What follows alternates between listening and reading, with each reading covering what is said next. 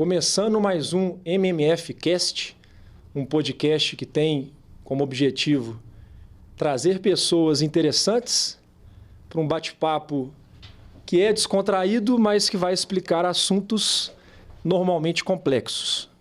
E o compromisso que eu sempre faço no início de todo episódio, com vocês aí convidados, é que a gente consiga tratar do tema de uma forma que qualquer pessoa que escutar vai conseguir entender. É um desafio grande, principalmente para quem é advogado. E hoje eu estou aqui com duas pessoas que eu admiro muito, que atuam no setor imobiliário há muitos anos. A gente vai falar sobre o parcelamento do solo. É um nicho de mercado imenso, muito desafiador. Eu atuo já há quase 2 décadas, vocês mais do que eu.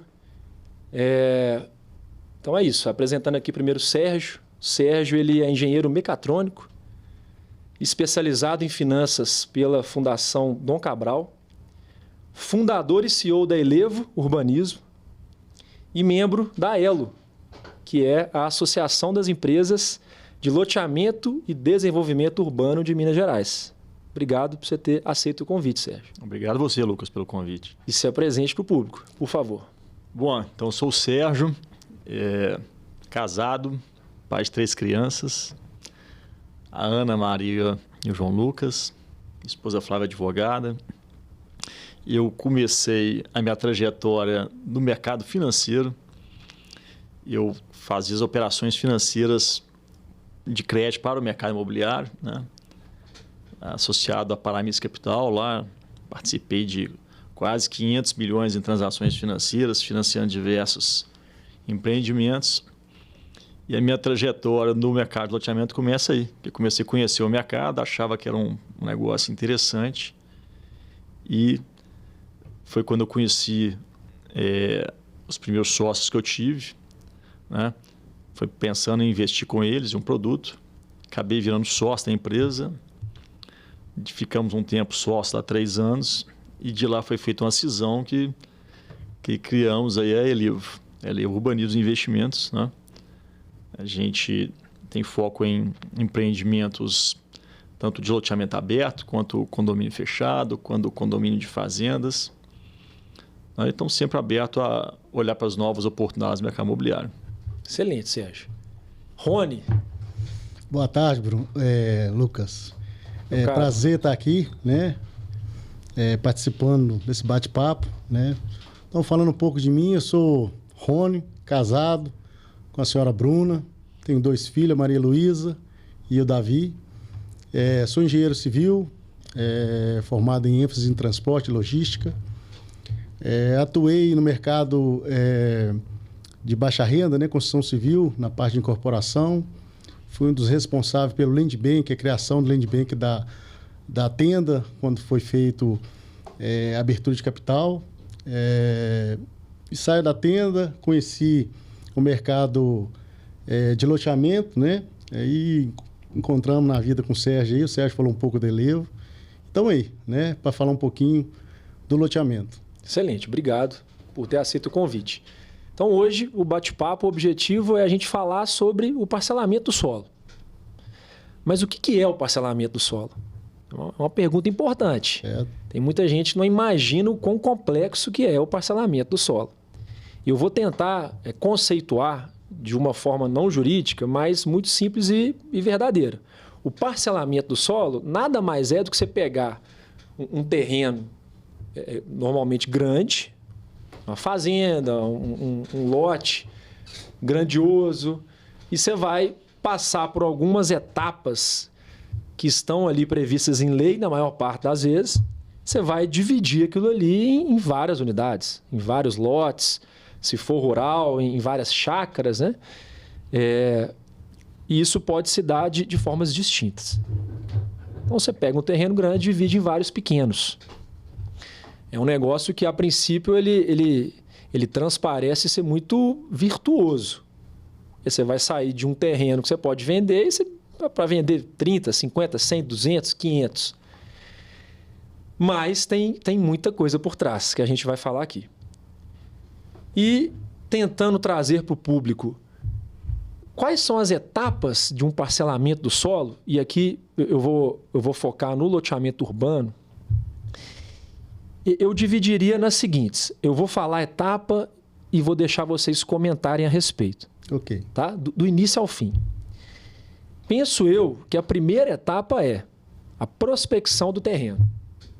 Uma parte muito importante. Importante. Então, vocês aí, empreendedores, resolveram gastar o dinheiro de vocês fazendo loteamento. Eu imagino que vocês precisam do terreno.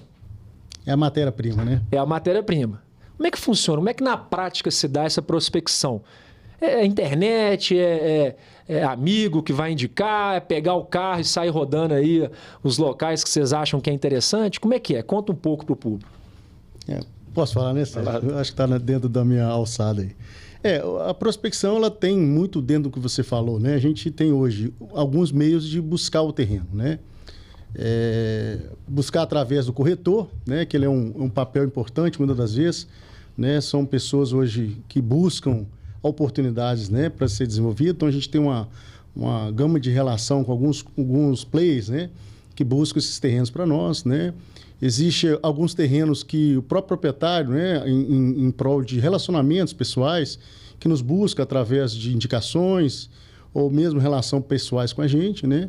E às vezes, como você falou, em alguns casos a gente, né, olhando pela própria internet, a gente encontra algumas coisas. Mas na sua grande maioria, eu particularmente penso que o relacionamento, eu acho que é o que traz o melhor resultado, sabe? Entendi. Eu, escutando a sua fala, né, eu me lembrei de uma ocasião em que eu acompanhei um cliente, né, um elevo aí da vida, nesse momento da prospecção. E foi muito interessante, porque o cliente ele entrou no carro e foi visitar um terreno que ele não sabia quem que era o dono, mas ele sabia que era um terreno disponível e, na inteligência dele, um terreno que poderia gerar um bom negócio, né? Daí, fomos de carro, paramos lá na porta, tá o terreno imenso lá, porteira, e aí começou o trabalho de entender quem que era aquele dono. Aí conversa com o vizinho, passa um carro, você para e pergunta se sabe quem que é.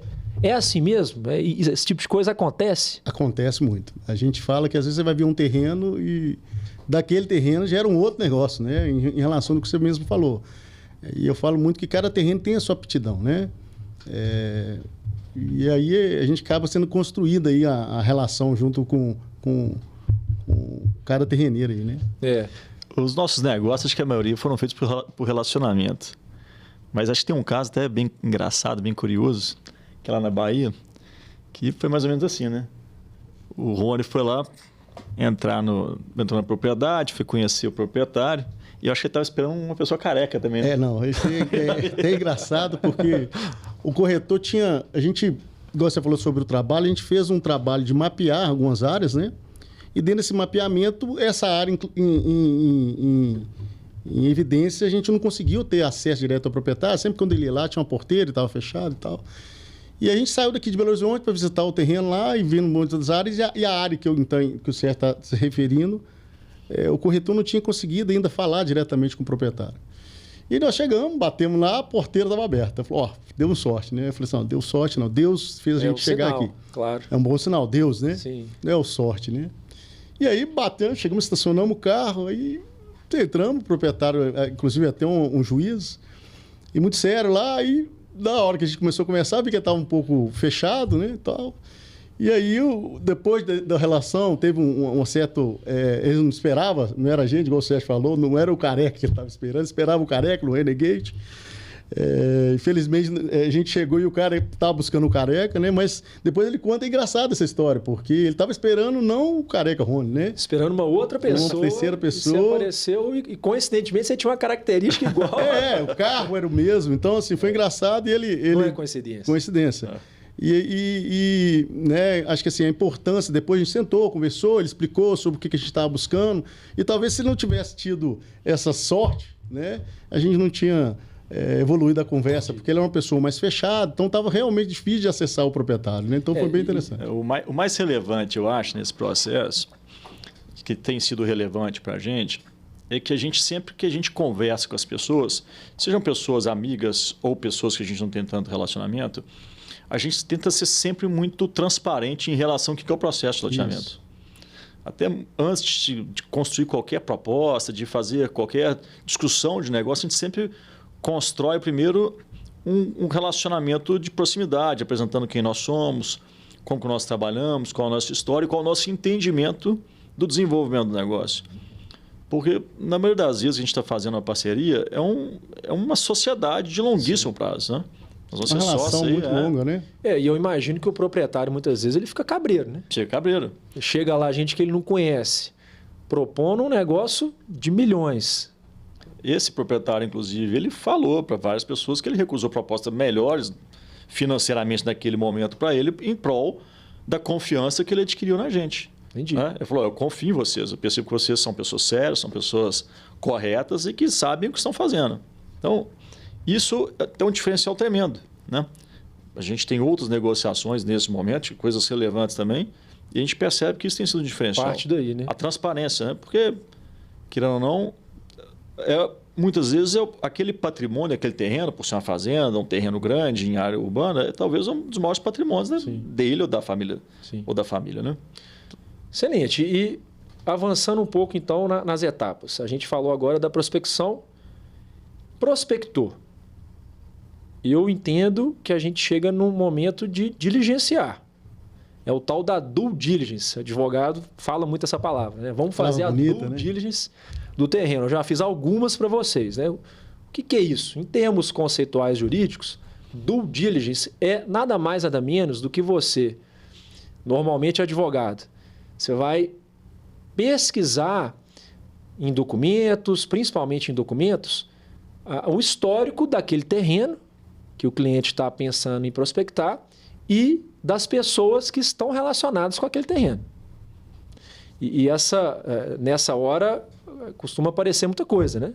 É isso mesmo? É isso. A gente normalmente na prospecção, né, a gente ali define então se o terreno nos interessa e qual tipo de produto vai ser implantado, né? Eu costumo dizer que a gente tem duas due diligências, né? A gente tem a due diligência jurídica e a due diligência técnica. A técnica vai estar mostrando o quê? Que tipo de produto você vai fazer, qual que é o tipo de zoneamento que permite, o tamanho mínimo de lote, no nosso caso, loteamento, né? No caso da incorporação, o tamanho mínimo de andares você vai poder fazer, né? Então, assim... Questões ambientais. Questões ambientais, né? Então, a gente tem ali as duas due diligências, né? A due diligência relacionada à parte técnica, ou talvez até mesmo comercial, e também a diligência jurídica, né? Que vai nos dar o caminho com relação ao histórico, né? Daquele terreno, a questão da propriedade, a questão se existe ali alguma situação que poderá afetar, né, o empreendimento futuramente, né? E como tratar aquilo ali. E aí a gente deixa para o Dr. Lucas. Isso aí. E faz todo sentido o que você falou, Sérgio. E até imagino que a diligência no olhar técnico e comercial ela venha antes da jurídica. Eu me lembrei de um caso de um outro cliente que a gente fez a due diligência jurídica, tudo certo, nada que fizesse com que a gente indicasse o cliente a não seguir, mas o cliente infelizmente não foi tão cuidadoso quanto precisava na diligência em loco, principalmente onde você vai ver a questão ambiental, enfim. Passou a diligência jurídica, o cliente assinou o contrato, começou a trabalhar e, de repente, descobriu que aquele terreno, uma fração grande ou bem relevante, ele estava inserido num zoneamento ambiental que simplesmente não permitia qualquer tipo de construção, de nada. Resumo, pode destratar e seguir. Não tinha como, de fato, não teve solução, né? Talvez vocês já tenham passado por isso. Na hora de fazer a diligência ali técnica e comercial, falar, opa, por alguma razão não vamos seguir. Acontece? Acontece, sim. Acontece muito. E normalmente é ambiental, é comercial? Assim, já aconteceu com a gente, até um outro caso, que a gente fez uma análise técnica da viabilidade do produto, né? Porque uma parte dessa viabilidade que o Rony está falando, a gente tem um olhar comercial para aquela localidade. Isso aqui é um produto que vai ser aberto, ele é fechado, vai ser um público de mais alta renda, mais baixa renda. Mas isso depende também do que permite o zoneamento, né? Sendo mais claro, por exemplo, um público de baixa renda, ele não vai ter interesse em comprar um lote de 1.000 metros. Mas muitas cidades, elas, no zoneamento, você tem um lote de 1.000 metros numa região que não vai ter um comprador para aquele lote de 1.000 metros. É um caso curioso, nós fizemos todo o trabalho de casa, assinamos o contrato e 3 meses depois, na virada do ano, mudaram o zoneamento. Então, isso trouxe um problema para a gente, né? E interessante esse seu exemplo e a importância do contrato, que é o que a gente vai falar na sequência, né? Da gente conseguir colocar e prever esse tipo de situação no contrato para que, se aconteça, o empreendedor ele possa honestamente e corretamente chegar ao proprietário e falar: olha, não tem jeito mais, não faz sentido, ou a gente vai destratar, vamos ter que renegociar, né? E eu me lembrei de um exemplo parecido, mas inverso. Um cliente que para ele só fazia sentido fazer o loteamento na cidade de Paços, de Minas, numa condição que a diretriz municipal não permitia. E aí qual foi a estratégia? Vamos batalhar e aprovar, né, e caminhar pela aprovação de uma mudança da lei do município, para que se encaixe o perfil que você, empreendedor, está querendo, né? E felizmente era um interesse amplo, né, não só desse cliente nosso. Foi feito um trabalho, a gente ajudou ali na redação do projeto de lei, nas conversas ali na Câmara, e foi feita a alteração da lei que trouxe a viabilidade do negócio, né? Porque senão não fazia sentido. Isso acontece, a gente tem uma situação até parecida com essa. Às vezes no macro zoneamento, o poder público não consegue entender as especificidades. Mas num caso específico nosso, a gente tem um terreno, ele é plano, já uma fazenda, mas a vizinhança do terreno é uma área muito amorrada, muito adensada, e o poder público enxergou tudo como a mesma coisa. Eles tiveram uma visão macro, né? Eles não conseguiram chegar ao micro. Então, essa característica de, muitas das vezes, o poder público não ter condição, né, de ver o micro, ele acaba classificando algumas áreas, como essa que o Sérgio está dando exemplo, dentro de um volume de terreno que não teria aquilo ali como... Seria diferente. Diferente, né? Então, nesse caso lá, eles colocaram um zoneamento pesando o tamanho do lote em função da topografia ao redor. Mas essa área exclusivamente, ela entrou de gaiato, vamos dizer assim, né? E aí a gente conversando com o poder público ali, em parceria, né, com o município, com as pessoas, os técnicos lá, a gente conseguiu mostrar, né, que ali teve um equívoco mesmo, né? E aí conseguimos avançar. Nesse caso, pesou também, quando a gente mostrou o projeto, isso é legal, quando você vai conversar com o poder público, você quer mudar alguma coisa, né? Aí depende, algumas vezes as regras são mais flexíveis, outras você tem que passar por votações, mas se você tem um bom projeto, porque quando você convence que aquele projeto ele é benéfico para a comunidade, ele é muitas vezes bem aceito. Sim. Foi o nosso caso, eles entenderam a nossa proposta de valor para o município. Sim. E concordaram com a nossa linha. Excelente. Eu vou, inclusive, aproveitando essa fala sua, eu vou pular uma etapa para depois a gente voltar. A próxima seria a parte de assinatura de contrato, mas eu vou deixá-la de stand-by e vamos chegar na parte de projetos e aprovação, né? Você mencionou aí uma situação muito interessante. Como é que é esse negócio de fazer o projeto? Eu vejo, como advogado, né, especializado, que tem projeto urbanístico, tem projeto de esgoto, tem projeto de água, de energia. É isso mesmo? Você precisa fazer tudo e levar isso para alguém da bênção? Como é que é na prática? É isso e mais um pouco.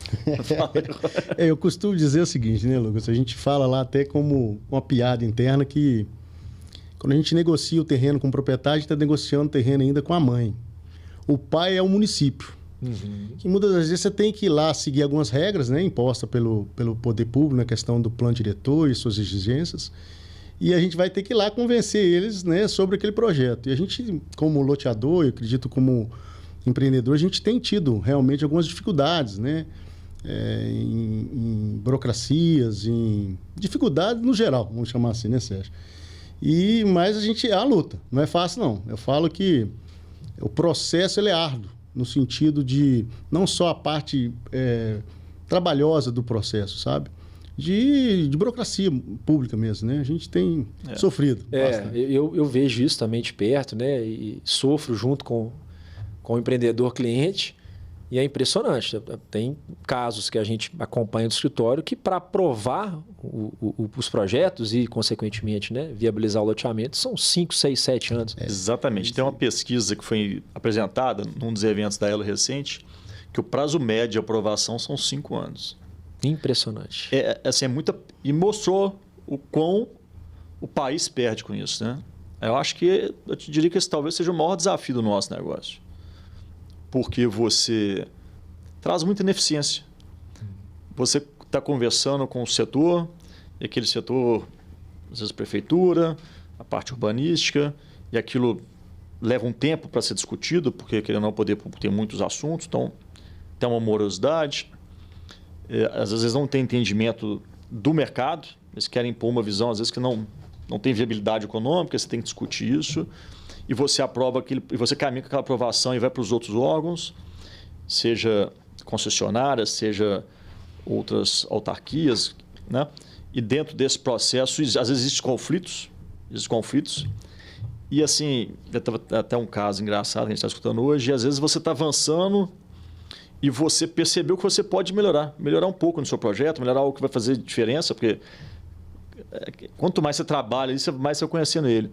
E aí você não faz aquela melhora. Você não faz aquilo ser melhor porque você fala, vou ter que voltar aqui talvez 1, 2 anos para fazer uma pequena mudança. E aquilo você não gera aquele valor para o projeto, que seria Que é uma realidade que ela não é inteligente, né? Não é inteligente. Para ninguém, né? Não é inteligente. Às vezes é uma mudança simples, pequena, um detalhe que impactaria praticamente nada, né? Para o poder público, para a comunidade, mas fazer uma grande diferença no desenvolvimento do projeto. Você desiste de levar aquilo adiante, você aceita um custo maior, você assume uma responsabilidade, um projeto pior às vezes, né? Sim. Um projeto pior às vezes, porque você voltar atrás não é alternativa. Perder mais tempo, né? Eu fico imaginando e vejo, né, na prática, a média que você falou aí de 6, 7 anos para você aprovar. Como é que o mundo muda em 6, 7 anos? A economia, especialmente no Brasil. Complicado. Inflação, legislação, governos. Então você começa a trabalhar um negócio numa perspectiva econômica e política X e você vai terminar numa Y, que às vezes é diametralmente oposta ao que você estava lá atrás. E no meio disso tudo você já tem um compromisso firmado com o aspecto econômico nele consignado com o proprietário. O sócio terreneiro. Sócio terreneiro, né? A gente tem uma situação agora, né? A gente tem uma reforma tributária que está prestes a ser aprovada. Sim. Né? Que vai... Você nos deu uma palestra sobre isso, né? Perspectiva de implantar a partir de 2026. E você tem contratos que não vai ser aprovado em 2026. A gente fez isso numa outra perspectiva. E como leva às vezes 4, 5, 6 anos, você passa por isso tudo. Então você planejou um negócio dentro de uma realidade e nós vamos pegar uma realidade totalmente nova com essa reforma tributária que impacta para todos os lados. Sim. Às vezes tem inviabilizando o negócio. É muito desafiador e o risco é muito grande, né? Muito. E aí, voltando à etapa anterior, então recapitulando, a gente falou da prospecção do terreno, da due diligence, que ela é jurídica, mas também é comercial e técnica. Daí a gente chega na parte de assinatura do contrato com o proprietário. Essa eu posso falar com muita propriedade. Momento importantíssimo. E a gente citou já exemplos que o contrato vai resolver. Então, o que eu digo para você, né, empresário do setor ou que está pretendendo atuar, muito cuidado nesse momento de firmar o contrato com o proprietário. Principalmente para que seja muito completo, para que ele possa prever todas as hipóteses e ainda assim o risco de faltar alguma coisa vai existir, para que ele seja equilibrado e para que ele tenha saídas. A imprevisibilidade ela é tão grande que precisa ter saída contratual. Assinou o contrato, partimos para a parte de projetos e aprovação.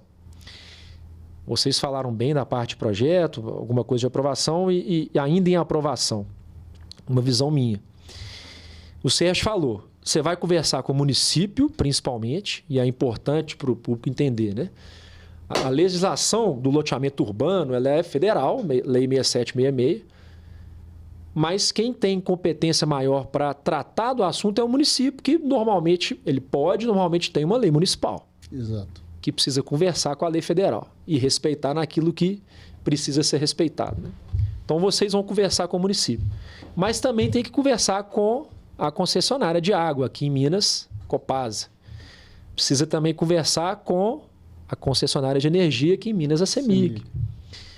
Dependendo, vai ter aí no meio SAAI, do município, o meio ambiente. Que às vezes pode ser estadual. Que pode ser o município, pode ser do estado, pode ser... Na grande BH... ICMBio federal. Na grande BH, você esbarra ainda na agência metropolitana, né? Agência metropolitana. Alguns casos você tem, né, uma situação onde que você tem o município validando o projeto e o Estado, no caso a agência, anuindo, e o caso contrário. A agência aprova todo o projeto e o município faz a anuência, né? Então, além disso tudo, tem o cartório, né? Eu acho que está esquecendo de falar também do cartório. Cartório, que é outra parte importantíssima. Sim. Né? Aí eu falo que é o padrasto, né? A gente chega na hora do padrasto. Caso. Você já falou com o pai, agora eu vou conversar com o padrasto. Entendi. Né? Então, o padrinho da criança. E tem mais um elemento, né? nessa cadeia complexa aí que abraça, né, o loteamento, que é o Ministério Público. Colegas promotores de justiça. Exatamente. O Ministério Público sempre muito atuante. Em algumas vezes a gente questiona, né, a forma de atuar, em outras a gente sabe que eles têm razão, mas eles também sentam nessa mesa. Né? Então, felizmente, acho que os nossos empreendimentos a gente tem tido, né, uma condução para que a gente passe menos pela alçada aí dos... E eu digo uma coisa, Rony. Quando a coisa começa certo... Exatamente. Quando o empreendedor ele é uma pessoa séria, capacitada, que é o caso de vocês, que é o caso do Elevo... Obrigado. É muito improvável que o Ministério Público sente nessa mesa. Quando acontece, é alguma surpresa, que ninguém imaginava. E que normalmente vai gerar discussão. Isso acontece quando, assim, mesmo a gente trabalhando muito sério, a gente não teve essa situação ainda, mas a insegurança jurídica que pode levar a uma situação dessa. Né? Porque se você tem experiência, você tem profissionais competentes te assessorando, e você tendo essa visão, a gente busca seguir todas as etapas, todos os títulos. Me lembrei de um caso desse Ministério Público. Agora me lembrei de um caso. Não vou falar a cidade, mas a gente estava com o processo praticamente aprovado, levamos à prefeitura e tinha que fazer. E aí na prefeitura nós percebemos na legislação que tinha que passar por... Codema. Não era Codema. Era algum comitê, uma anuência de algum comitê. Então nós chegamos à prefeitura e falou, poxa, a gente precisa passar por essa etapa aqui. E o secretário da cidade falou assim, mas nunca ninguém fez isso aqui na cidade, não? Por que vocês estão pedindo isso? Já aprovamos vários empreendimentos. Como vocês estão pedindo isso? Vocês querem ensinar se fosse picuinha da nossa aprovar uma coisa? E aí falou, não, importante. Está na lei a exigência. Está na lei a exigência. E gastamos aí mais 12 meses para concluir a aprovação. Quando a gente levou a registro, o Ministério Público, a promotora, tinha ido no cartório e mandando bloquear todos os registros, porque ela estava investigando todas as aprovações da cidade. Aí, do cartório, fizemos notícia, procuramos a promotora e explicamos para ela. E era curioso, porque ela não parecia ser algo que ela dominava. Então, a gente foi explicando para ela a legislação. Passando etapa por etapa, tudo que nós fizemos, e ela foi tomando nota. E aí, quando finalmente ela autorizou que a gente fizesse o lançamento, foi ruim para a gente. A gente fez o lançamento, mas a cidade era um burburinho só a respeito disso. E ninguém entendia, ninguém aceitava, acreditava que a gente não tinha tido problema, porque a gente tinha tido cuidado, até o excesso de zelo, de passar por todas as etapas. E o lançamento foi ruim, foi muito ruim. Porque todo mundo na cidade só se falava nisso, que a promotora tinha embargado todos os empreendimentos da cidade. E o de vocês não estava, porque vocês seguiram. Não, inclusive, ela usou o nosso processo como exemplo dos demais. Então, assim, dando a entender que o nosso processo estava certo e os demais teriam que adequar, né, ao nosso processo. E o que gerou até uma vontade de outras empresas da cidade, a gente não era da cidade, em relação a gente porque entendiam que a gente tinha... Ou seja, vocês pagaram sem ter que pagar por uma mas coisa. para o mercado, né, ela colocou todo mundo no mesmo balaio, Sim, né? Não teve o jeito mercado para não vai você entender. conseguir desfazer a propaganda negativa sobre o processo, né? Por mais que a gente estávamos totalmente correto, tendo o que precisava ser feito, né? Mas você está ali, você tem que estar preparado para dar satisfação. Você vai o tempo ter que inteiro. enfrentar, né? É isso aí. E a gente poderia não ter tido cuidado, a área jurídica, de analisar o processo na cidade e ter seguido a aprovação, porque o município encaminhou o rito e a gente estava seguindo o que teve. Sim. Pediu O passo a passo. o passo a passo, né? O secretário na época foi luta, porque ele não entendia o que a gente queria fazer. Pô, eu sempre fiz isso, nunca pedi isso. Eu percebo isso, que muitas vezes as pessoas que estão ali envolvidas, somente na prefeitura, né? Elas não têm um conhecimento tão profundo de como é que funciona esse negócio, porque é complexo mesmo. Muda, né? A gente que está focado nisso há 200 anos, já muitas vezes fica confuso, você imagina, né? Quem lida com isso de manhã e de tarde com um problema social, nada a ver de um outro assunto, né? Exatamente. É complicado. Então, a gente passou da fase de projeto, aprovação, já assinaram o contrato com o proprietário, chegou a hora da obra. Eu vou falar do contrato. Você falou do contrato? Sim. Mas tem um caso também que eu acho interessante mencionar. O contrato que a gente tem, né? Você que nos assessora, é um contrato muito detalhado. Sim. E às vezes parece chato ir discutir isso com o proprietário, né? Muitas vezes as pessoas são até pessoas mais velhas, muitos proprietários. Então, ler aquelas diversas páginas no contrato é cansativo, você debater aquele contrato. Sim. Mas a gente sempre pede para as pessoas lerem e a gente se dispõe até a sentar para explicar caso a caso, porque, como você falou, para frente você evita dor de cabeça. Se o seu parceiro está ciente do processo, se o seu parceiro ele leu bem o contrato, quando passa por todos esses problemas que a gente está falando aqui, ele vai ficar impaciente mesmo assim, mas vai entender que isso é parte da situação.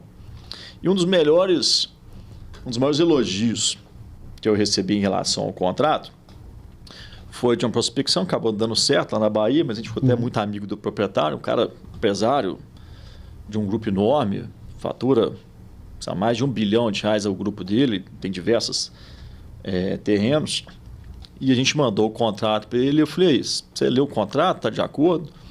Ele falou, meu advogado leu, li o contrato, eu vi que é um contrato de gente séria, porque está muito bem detalhado.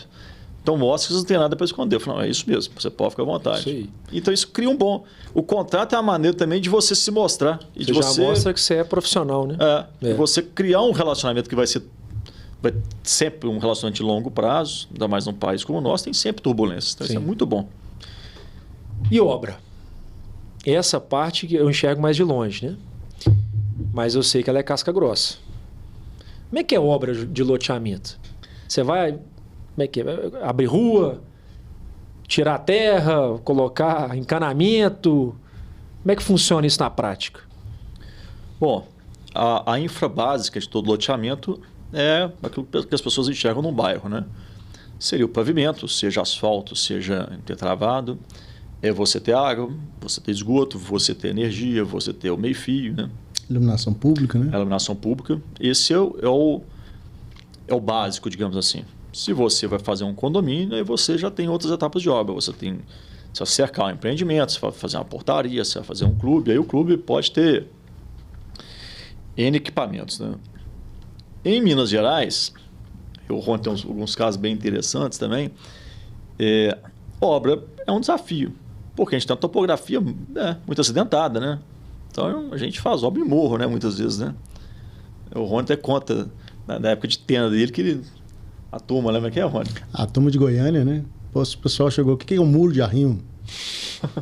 O que é um muro de arrimo, né? Não sabiam o que é um muro de arrimo, né? Porque a cidade é totalmente plana, né? Então o muro de arrimo para os caras é 1 metro. Então viu uma parede tirantada, não sabe o que é isso, né? Então E aonde que se gasta mais? Então você se falou aí, né? De asfaltamento ou alguma coisa similar, água, energia, né? Eletricidade. Uhum. Aonde que está o custo maior? Acho que o principal é o pavimento. Pavimento, né? Mas o que dá mais dor de cabeça é sempre a topografia.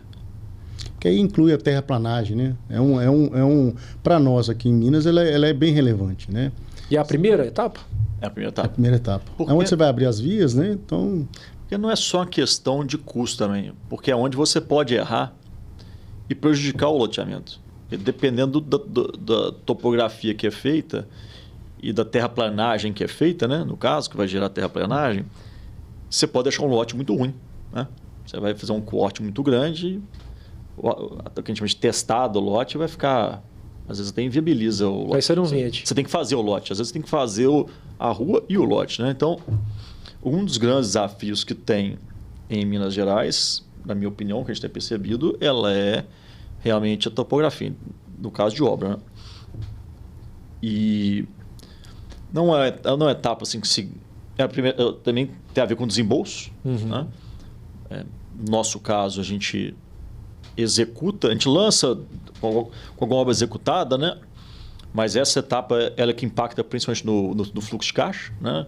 A terraplanagem e a drenagem, porque depois de um certo tempo de empreendimento, aí você já começa a ter a venda mais robusta, você pode ter o sucesso, a gente busca isso e muitas vezes a gente tem esse sucesso no lançamento de vender 100% ou vender maior parte. Mas esse primeiro fluxo de caixa é o que impacta mais no desembolso. E ele é Então, relevante, né? Ele é relevante. É. Então, se você pega um empreendimento que você tem uma terraplanagem muito grande, né? Além de você poder errar no empreendimento, ele não ficar com lotes legais, tem sempre surpresas, tem que ter cuidado com a obra, ele impacta muito no seu fluxo de caixa. E você já falou aí da venda, né? Que seria uma etapa... Ela não é subsequente à obra, porque normalmente ela acontece concomitante à obra. O que precisa, ou qual que seria o ponto mais importante para se alcançar um sucesso em vendas? E não só no lançamento, né? O lançamento é um momento que a gente sabe que é muito especial, muito esperado. Eu já acompanhei lançamento que vendeu 100%, mas já acompanhei lançamento que vendeu 10%. A venda como um todo, como é que funciona? A equipe de venda, ela é da loteadora? Depende? Essa venda ela continua acontecendo ali no tempo? eu vou puxar a sardinha para mim, não sei de falar. Eu falo que sempre que é o seguinte, né? A venda ela vai acontecer, Lucas, na prospecção. O que eu quero dizer com isso? Se você prospectar um terreno que ele está mal inserido em relação à questão urbana, você vai ter dificuldade de vender. Se o terreno, eu brinco, a gente tem os terrenos que eu chamo apelidos dos terrenos, né? Nós temos um terreno agora em aprovação, que é o Reserva da Mata. Ele está na MG10, então eu falo assim, Sérgio, é o outdoor, Elivo. Por que ele é um outdoor? Ele está na passagem de uma grande avenida importante, Belo Horizonte. Então eu falo assim, a venda, a consequência do sucesso do empreendimento, ao meu modo de ver, ele está atrelado à prospecção. Você enxergar de fato aonde está prospectando, né? Qual o valor que essa área tem para que de fato você consiga comercializar ela.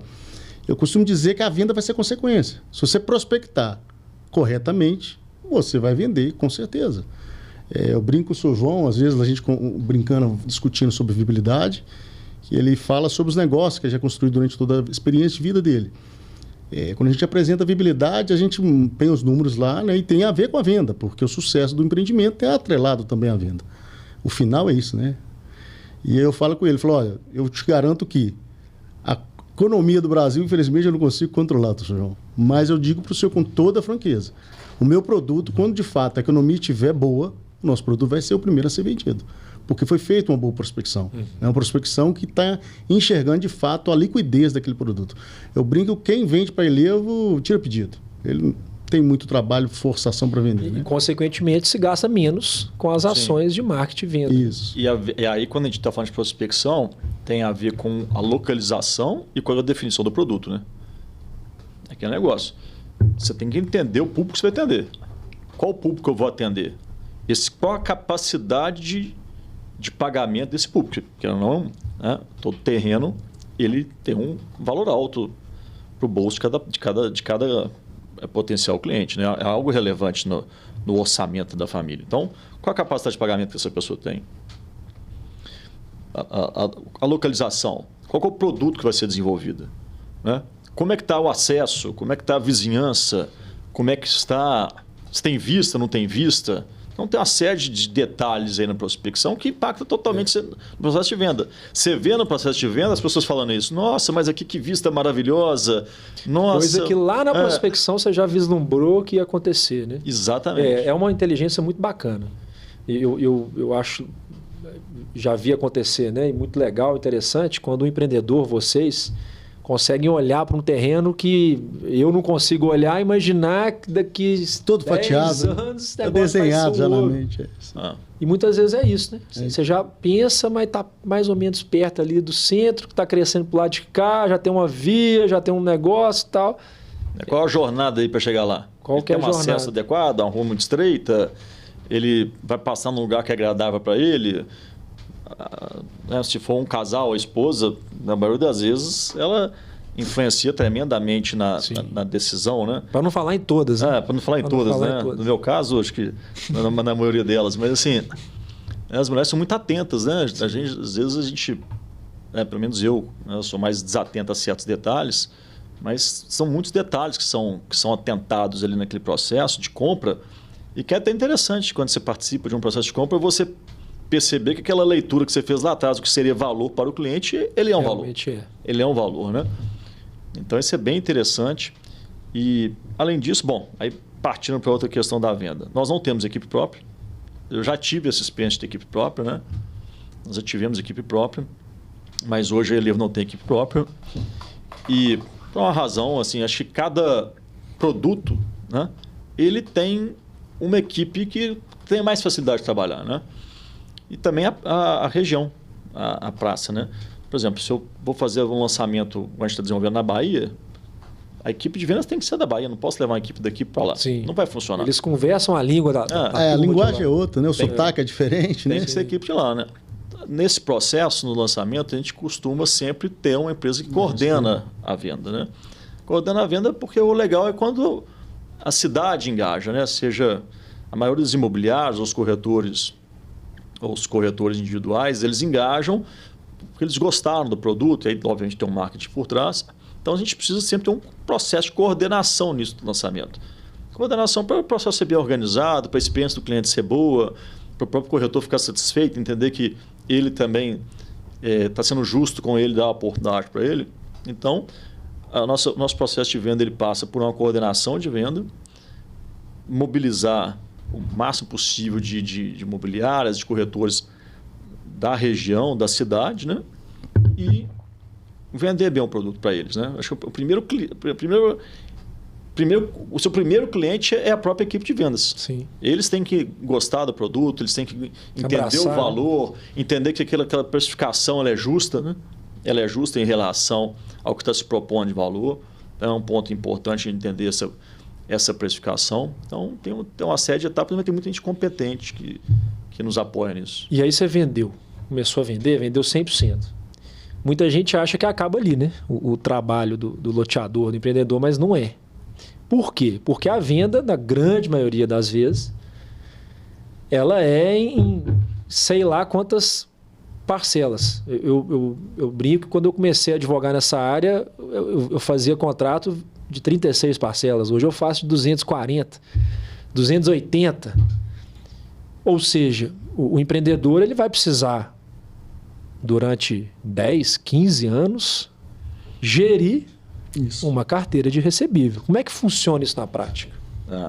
Aí eu vou entrar com uma experiência minha pregressa, né, de quando eu vim do mercado financeiro. Eu fui associado à Paramis, onde eu fazia muita securitização de carteira, né? A gente fazia crédito para as loteadoras. Porque o mercado de loteamento ele funciona muito com crédito da própria loteadora, né?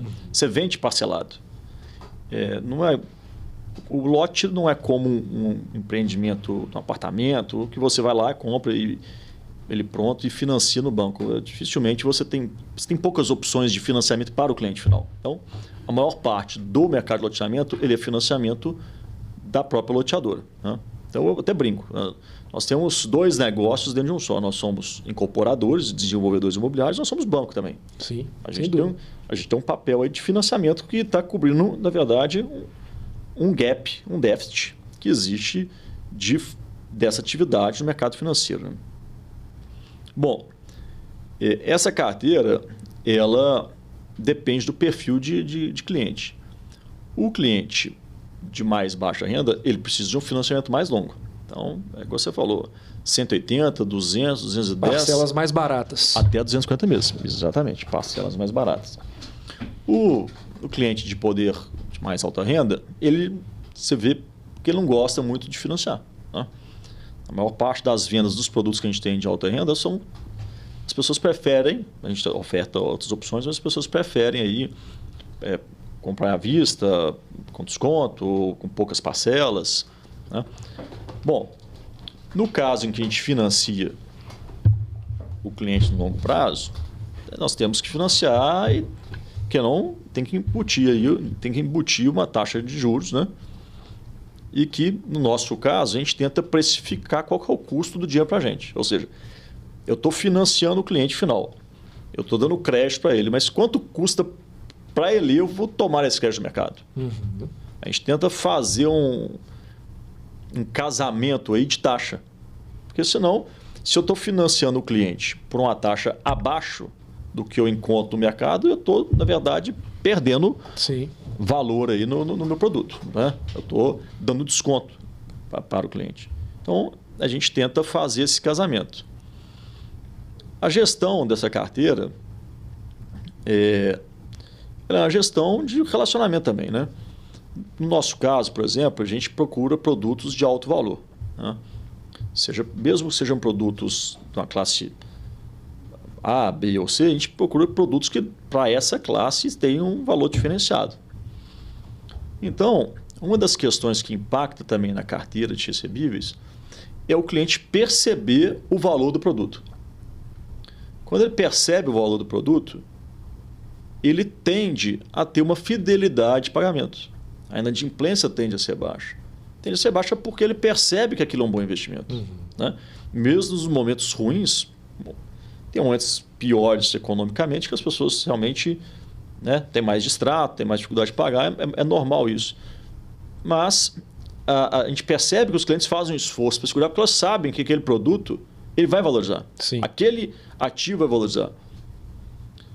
E o lote, ele é um produto que tem, ao longo do tempo, valorizado, e valorizando bastante. Uhum. Sendo um bom produto, claro. Sendo um produto bem localizado, um empreendimento bem desenvolvido.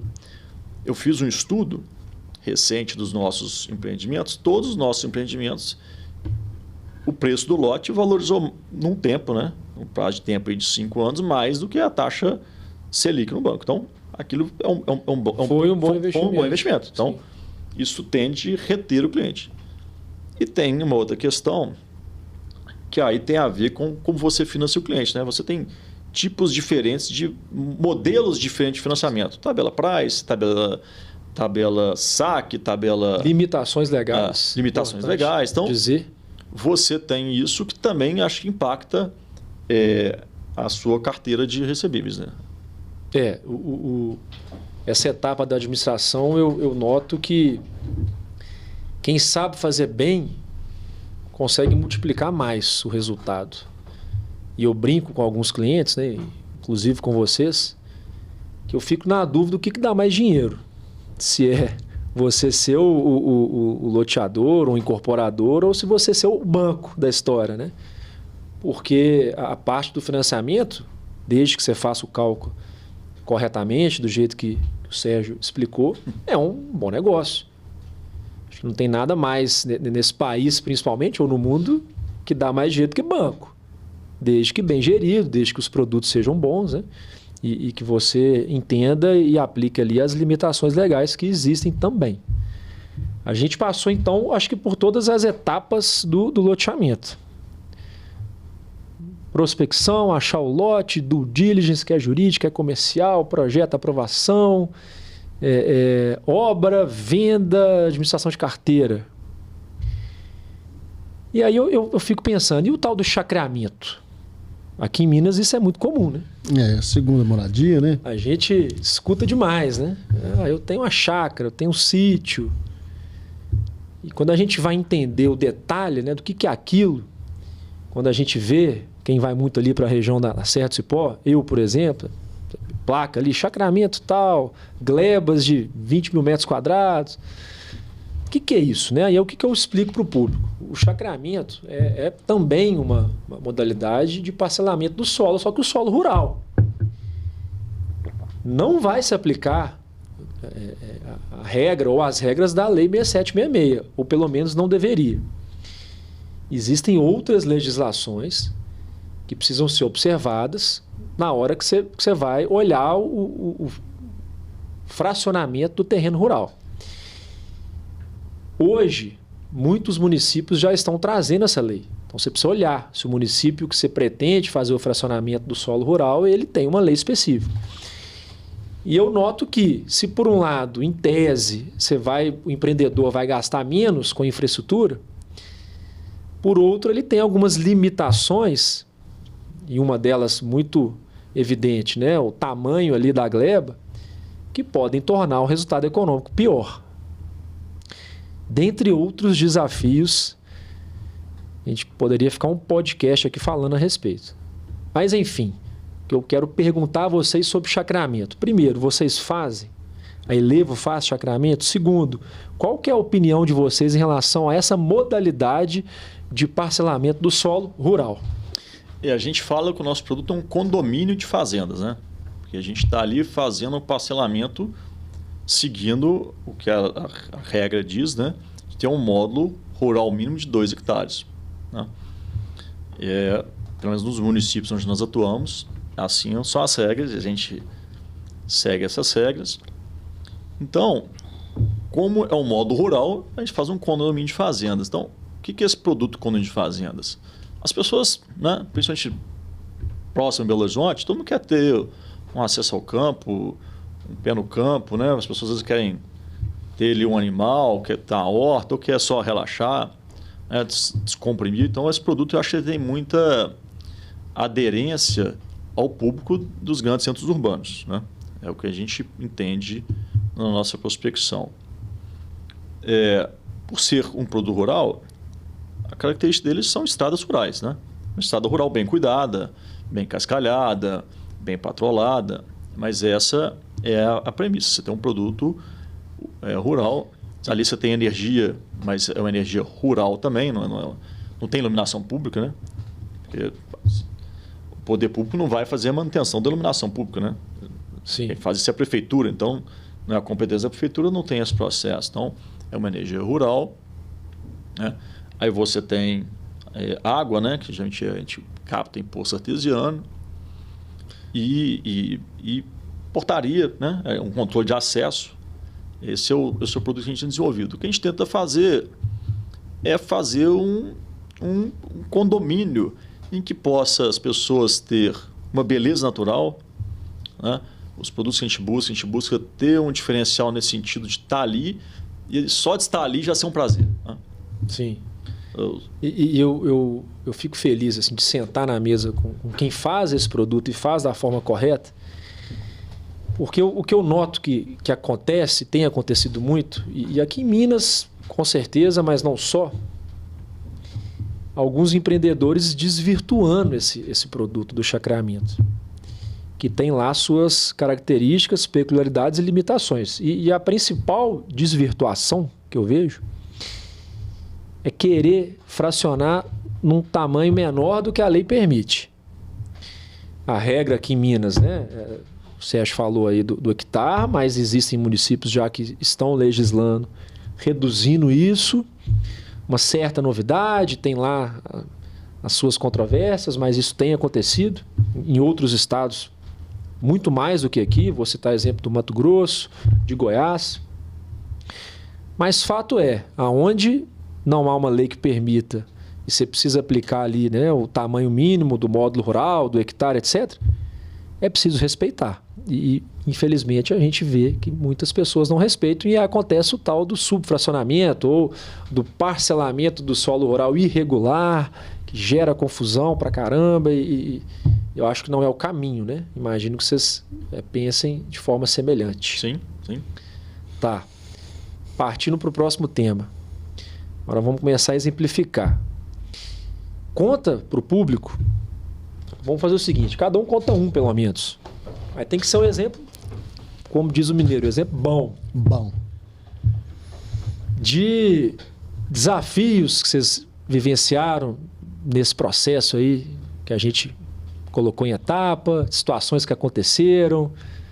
Eu sei de algumas, mas eu não posso falar porque eu sou advogado e tenho o dever de esconder as informações do cliente.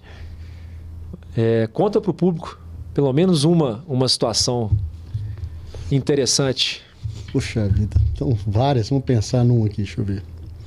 Você está falando no sentido de qual dificuldade? Da aprovação? Qualquer uma. Pode ser aprovação, pode ser com sócio, pode ser com meio ambiente, pode ser... Tem um cliente nosso, lembrei um caso aqui, que ele descobriu já lá na frente do loteamento que tinha uma caverna dentro do loteamento. Consequência, travou tudo. 10 anos parado. Porque a caverna, quem cuida é um órgão federal, que não tem ninguém que trabalha nele, tinha que fazer um teste lá de sei lá o quê. Arrebentou. Eu acho que você deu o exemplo desse projeto que a gente assinou o contrato no mês de outubro e dezembro a prefeitura mudou lá a legislação e a gente teve a situação, né? Lembrando de outros casos, assim, como você falou, a gente tenta, né, pelo menos da minha parte, eu tento entender bem da legislação municipal para que a gente não tenha esse tipo de surpresa na hora da prospecção, né? Só se surge realmente alguma coisa diferente, de mudança, de ordenamento, ou alguma coisa que passe percebido. A gente tenta fechar tudo. Mas na minha cabeça, que eu lembro mais é dificuldade mesmo com o poder público e cartório. Cartório, realmente, de vez em quando, a gente pega umas situações complicadas. E às vezes a gente fala com os técnicos nossos que nos acompanham, que eu falo assim, olha, eu não quero ter razão, eu quero fazer o que o cara quer que faça. Então faça para mim, para que a gente, né, avance, né?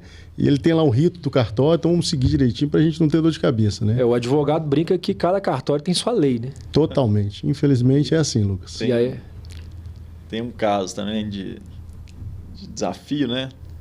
E aí já aconteceu algumas vezes. Algumas... O final foi legal, as outras nem tanto.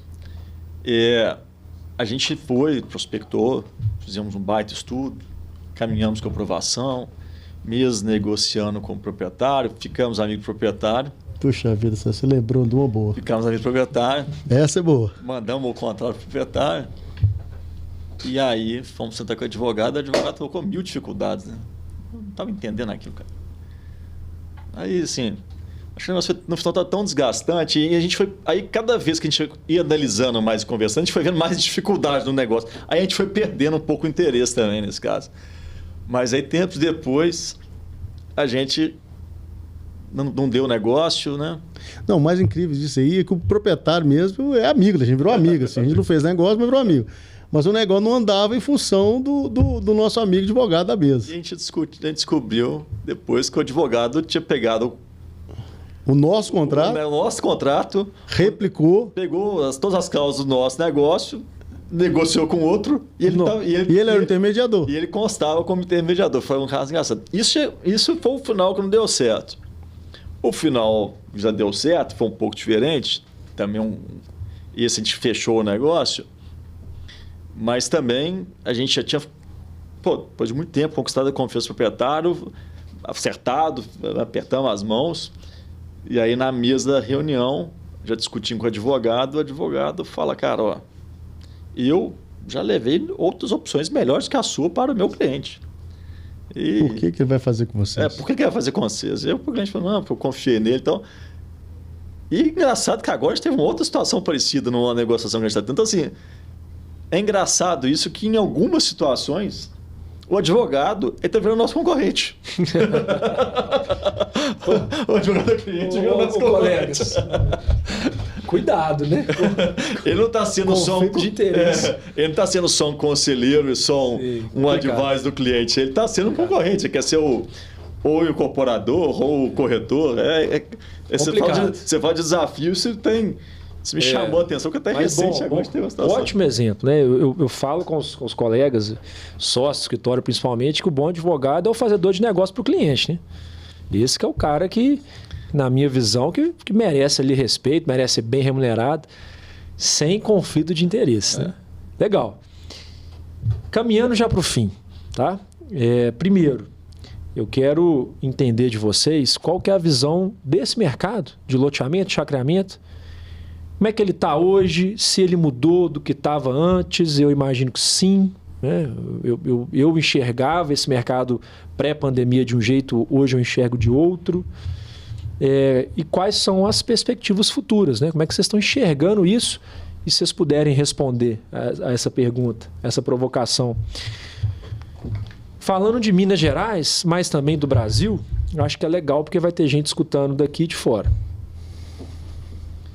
Bom, mudança da pandemia para agora. Né? Primeiro, os custos aumentaram 80%, né, na construção em geral e mesmo no nosso negócio, que é uma construção mais pesada, que eu chamo, né, também subiu demais.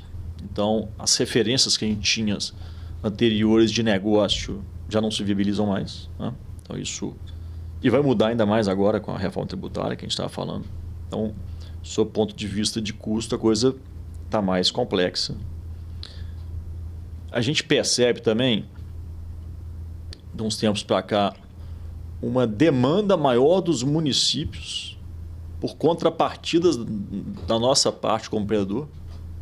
E assim, e é até engraçado porque assim, querendo ou não, a gente como loteador, a gente está, quando seguindo a regra, é o que a gente faz, a gente está deixando um legado para a cidade.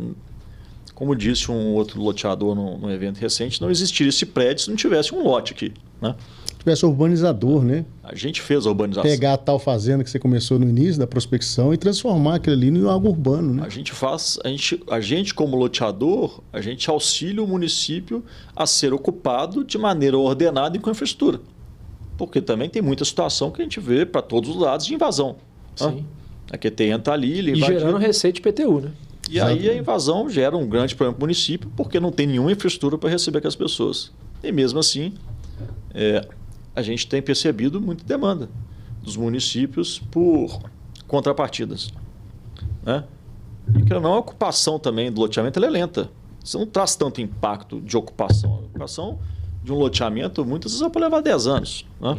Então, aí um pedido aí para os legisladores que olhem também o benefício que nós estamos trazendo, né? O impacto positivo que a gente está trazendo, porque dependendo da exigência, fica inviável. Né? Você caminha e vai receber uma solicitação de uma contrapartida que aquilo inviabiliza o processo. Então, isso é um impacto que a gente está vendo mais recente. E em relação ao mercado, o Brasil é um país que tem um déficit habitacional. Né? Ele tem um déficit habitacional e, queira ou não, ainda tem um processo de expansão urbana. Então, você tem mercado. Né? Só que é um país que ele é muito de altos e baixos para o mercado imobiliário. Né? A gente não tem uma economia pujante de crescimento constante. Né? A gente tem picos de crescimento, que muitos nem é tão pujante assim, mas a gente tem alguns picos de crescimento. Então, o mercado ele tem momentos de muito bons e momentos muito difíceis. Né? Então, isso é um grande desafio. Isso é um grande desafio que é de hoje e vai ser para frente. A gente tem uma perspectiva de mercado, tem uma oportunidade de mercado, mas tem que saber lidar com isso. Eu que vim, né, do mercado financeiro visto, quantas vezes a gente, como empreendedor, quer acelerar o desenvolvimento, quer acelerar o crescimento, aí é um perfil mais nosso de ser conservador, quer acelerar o crescimento, quer acelerar o desenvolvimento, mas logo ali na frente, de repente, o negócio para completamente, as vendas param, né? Ou se você, em vez de estar tendo vendas, está tendo distrato. Então, isso é um desafio que a gente tem no mercado.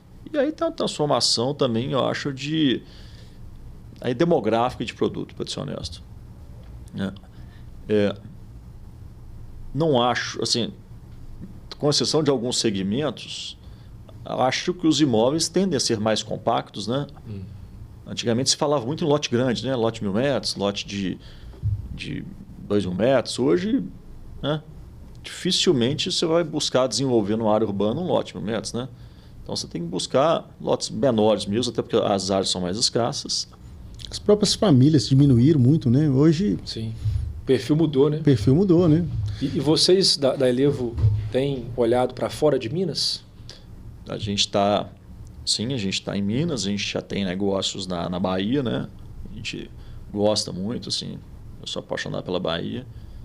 A gente está olhando para o Espírito Santo também, tem um bom parceiro lá para desenvolver. E também São olhando Paulo, o mercado de São Paulo e Brasília, né? Brasília. Esses são os lugares que a gente tem avaliado negócios e discutido negócios, né? Hoje nós estamos presentes em Minas e na Bahia, mas não tem encontrado ainda a oportunidade correta nos outros mercados. A gente tem conversado, tem avaliado, estamos continuando prospectando, temos oportunidades na mesa. E é interessante escutar isso porque eu tenho visto os bons e os melhores loteadores com essa visão para fora e eu vejo um misto de visão de oportunidade de negócio, talvez ali consequência do desenvolvimento econômico e social e urbanístico de outras localidades, mas, além disso, uma dificuldade maior, aparentemente maior, das aprovações em Minas. O que é muito ruim, né? Para a gente que está aqui, e em linha com o que o Sérgio disse, né? Acho que passa muitas vezes do limite ali do que precisava. Precisa regular? Com certeza. Precisa trazer para a mesa todas essas partes que a gente comentou, município, cartório, Ministério Público, órgão ambiental, precisa, mas acho que essas pessoas, além de uma especialização maior, poderiam enxergarem que todo mundo quer a mesma coisa. E para isso acontecer, se alguém pesar demais, não vai, né? Muito bom. Para finalizar, agora realmente chegando ao fim aqui do nosso bate-papo, eu vou pedir para vocês olharem ali para a Câmara da Verdade, a Câmara que conversa com o espectador. Imagina, e isso é verdade, né? Quem está olhando é um empresário, a maior parte das vezes, e imagino que nesse caso específico vai ser um empresário que, se já não é loteador, quer ser, né? Qual que é o recado objetivo que você deixa para esse cara, para essa pessoa, para esse homem, para essa mulher que está nesse ramo, que pretende entrar? Vou começar por você, Rony. Cara, eu acho que, né, quem está escutando aí, né, sempre ser sério naquilo que se propõe a fazer, né? Eu acho que é o principal ponto que eu coloco, né? Porque as dificuldades a gente já colocou aqui, né? Mas a gente tem uma postura, né, no mercado de buscar sempre fazer o que é correto, né, perante aos homens e a Deus, principalmente, né? Eu acho que tende a dar tudo certo, né? Agora, ao contrário disso, infelizmente, eu acho que melhor não começar, né? Porque é algo bem longo o processo, bem desgastante, né? Precisa ter uma inteligência emocional grande, né, para a gente tocar o negócio. Infelizmente, às vezes no escritório a gente esbarra em muitas situações que, poxa, por que eu estou vivendo isso, né? Mas vamos lá, vamos passar por esse desafio, vamos passar por esse tropicão e vamos seguir, né? Então, acho que buscar ser sério naquilo que está se propondo, principalmente com o sócio terreneiro, né, muitas das vezes, né? E ser bem coerente com aquilo que propõe a ser desenvolvido, né? Excelente. E você, Sérgio? Eu acho que o Rony fala uma coisa bacana, assim, você tem que se propor fazer algo com seriedade, com excelência, né? Para quem está começando, eu diria estudar o assunto bastante, né? E tentar, se possível, procurar alguém que já é do setor. Eu, por exemplo, eu gosto muito de sociedade, assim, eu aprendi muito com os outros. Eu tenho muita paciência com a sociedade, tenho muito sócio, porque eu acho que a gente agrega valor quando a gente adquire conhecimento de terceiros, né? Eu acho a maneira barata de você aprender. Então, a minha sugestão seria nesse caminho. Manter a seriedade, manter o foco, ter persistência, resiliência, entender que é uma jornada de longo prazo. E se estiver começando, eu sugiro tentar dividir no início aí o aprendizado, o risco, à medida que vai consolidando. Aí segue essa trajetória, vai saber o que você quer, porque tem várias maneiras de fazer o negócio. Aí você vai achar a maneira mais adequada para você. Excelente. Obrigado para vocês dois pelo bate-papo. Foi excelente. Vai gerar muito conteúdo aí para a gente utilizar, né, e jogar aí na internet. Espero que a gente volte.